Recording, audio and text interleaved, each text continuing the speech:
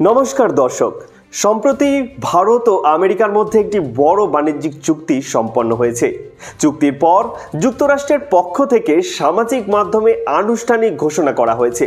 সেই পোস্টে যে বিষয়টি সবার নজর কেড়েছে তা হলো সেখানে ভারতের মানচিত্র পুরোপুরিভাবে দেখানো হয়েছে।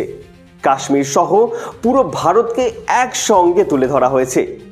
সাধারণত আন্তর্জাতিক প্ল্যাটফর্মে বিতর্কিত অঞ্চলগুলো অনেক সময় আলাদা আলাদাভাবে দেখানো হয় বা আংশিকভাবে দেখানো হয়, কিন্তু এবার যুক্তরাষ্ট্রের অফিসিয়াল পোস্টে ভারতের পূর্ণাঙ্গ মানচিত্র থাকায় অনেকেই এটিকে গুরুত্বপূর্ণ বার্তা হিসেবে দেখছেন।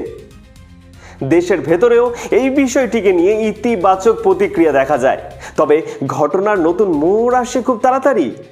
পাকিস্তানের তরফে আপত্তির পর যুক্তরাষ্ট্রের সংশ্লিষ্ট দপ্তর সেই পোস্টটিকে সরিয়ে ফেলে। ফলে প্রশ্ন উঠেছে, প্রথমে যে বার্তা দেওয়া হয়েছিল পরে তা কেন বদলানো হলো?